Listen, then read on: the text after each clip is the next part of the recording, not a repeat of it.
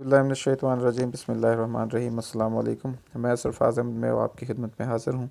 आज का हमारा टॉपिक है थेरीज़ ऑफ इमोशंस।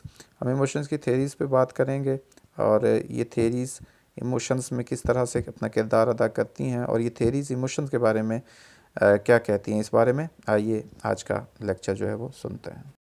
सबसे पहली थेरी जो है वो जेम्स लैंग की थेरी है इमोशंस की। जेम्स लैंग का जो नज़रिया हिजान है, ये माहिर नफ्सियात जेम्स लैंग ने 19th सेंचुरी में डेनमार्क के ये फिज़ोलॉजिस्ट थे।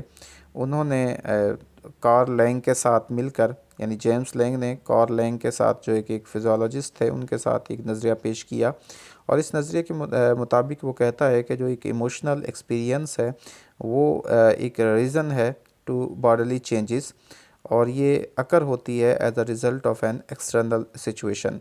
यानी कोई भी जो हिजानी तब्दीली है वो किसी भी बैरूनी सूरत हाल की वजह से होती है और इसकी वजह से जिस्मानी तब्दीली वाक़या होती है और फ़र्द हिजान महसूस करता है। सादा अल्फाज में हम ये कह सकते हैं कि हिजान की जो बुनियादी वजह है इस नज़रिए के मुताबिक वो जिस्मानी तब्दीली है जो बैरूनी हालत की वजह से होती है। यानी कोई भी जो हिजान है, इमोशन है, वो पहले उसकी जिस्मानी तब्दीली उसमें होती है, जिस्मानी तौर पर फ़र्द उसको महसूस करता है और उसके बाद जो है वो उसके अंदरूनी तौर पर जो इमोशंस हैं वो चेंज होते हैं।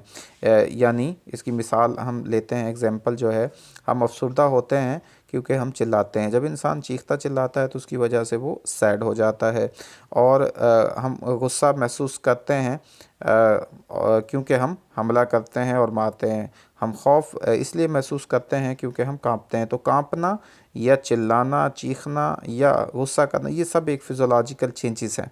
जब पहले फ़िज़ोलॉजिकल बॉडीली चेंजेस होती हैं और उसके बाद इंसान के अंदर ये इमोशन जो है वो वक़ू पज़ीर होते हैं।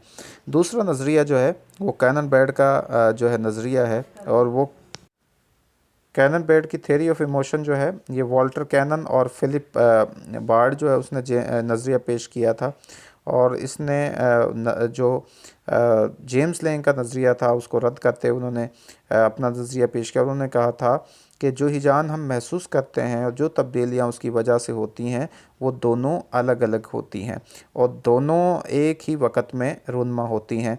इस नज़रिए के मुताबिक होता है कि कोई भी जो इमोशन है वो फ़िज़ोलॉजिकल चेंजेस की वजह से पैदा नहीं होता, बल्कि ये साइमल्टेनियसली होती हैं दोनों चीज़ें। यानी जो फ़िज़ोलॉजिकल चेंजेस हैं और जो साइकोलॉजिकल चेंजेस यानी जो इमोशंस हैं।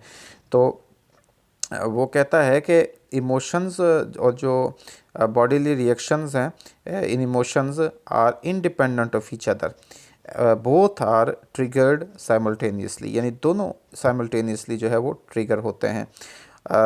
ये नहीं होता कि पहले हम कांपते हैं फिर हम खौफ महसूस करते हैं, बल्कि दोनों अमल रद्द अमल एक साथ होते हैं। तो कैनन बेड के मुताबिक ये तब्दीलियाँ हाइपोथैलेमस के दोनों अतराफ़ में मुतहरिक होने की वजह से होती हैं। यानी दोनों साइड पे ये अपना जो है वो किरदार अदा कर होते एक्टिवेट सिचुएशन में होते हैं और ये दोनों अतराफ़ में पैगाम को भेजता है, यानी जिस्म के अंदरूनी अज़ा को भी, यानी इंटरनल पार्ट्स को भी और जो एक्सटर्नल पार्ट्स को भी, यानी बैरूनी अज़ा को भी। और इन्हीं पैगामात के रिएक्शन के तौर पर हम हिजान वाली जो है वो सूरत हाल, यानी इमोशंस वाली जो कंडीशन होती है उसकी परसेप्शन करते हैं।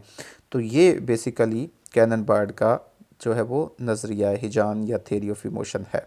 इसके बाद तीसरा जो नज़रिया है या तीसरी जो थेरी है वो शास्त्र सिंगर की थेरी है इमोशंस के हवाले से।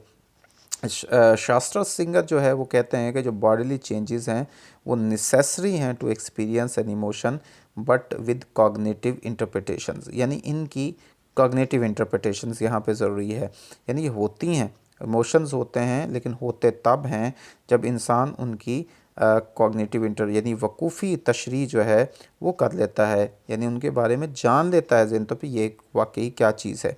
तो ये नज़रिया शास्त्र सिंगर और जयरोम सिंगर ने पेश किया। इसे टू फैक्टर थियरी भी कहा जाता है। इस नज़रिए के मुताबिक हिजान किसी भी वाक़ये की वकूफ़ी तशरीह यानी कॉग्निटिव इंटरप्रिटेशन के नतीजे में होता है, यानी जिस्मानी उभार यानी जो फिज़ोलॉजिकल चेंजेस होती हैं और कॉग्निशन एक साथ होते हैं। जब कोई फ़र्द किसी वाक़ये को देखता है और उस वाक़ये का इदराक और तशरीह करता है तो इस इदराक के नतीजे में हिजान पैदा होता है। 3 तरह से, एक तो फ़र्द जिस्मानी उबार यानी फिज़ोलॉजिकल अराउज़ल महसूस करता है, फिर माहौल की जो उसे साइंस होते हैं, सिम्पटम्स होती हैं, अलामतें होती हैं, उनका वो वक़ूफ़ करता है कि कोई भी चीज़ उसके लिए ख़तरनाक है या नहीं है। पहले उसकी कॉग्निशन होती है, जब उसे पता चलता है कि अब मेरे लिए ख़तरा है तो वो खौफ महसूस करेगा।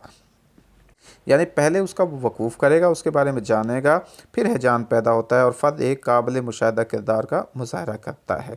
तो ये नज़रिया हिजान पैदा करने में वक़ूफ़ की अहमियत पर ज़ोर देता है। जब एक फ़र्द इमोशन का सामना करता है यानी खुशी, खौफ या गम की कैफियत, तो इसके पास उसका कोई ना कोई सबब और वजह ज़रूर होती है और ये वजह और सबब उस वक़ूफ़ हैं जो माहौल की अलामतों की यानी जो हमारे एनवायरनमेंट से जो स्टिमुलसेस होते हैं उनकी मदद से वो करता है।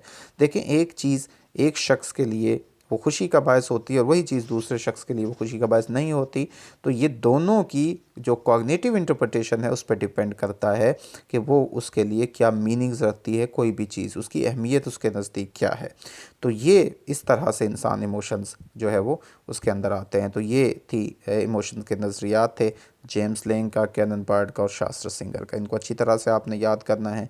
पेपर में अगर ये आता है तो आपने एज इट इज़ इसको इस तरह से चीज़ें अपने पास से आप एग्जांपल्स देकर कोड करके इसको डिटेल में लिख सकते हैं।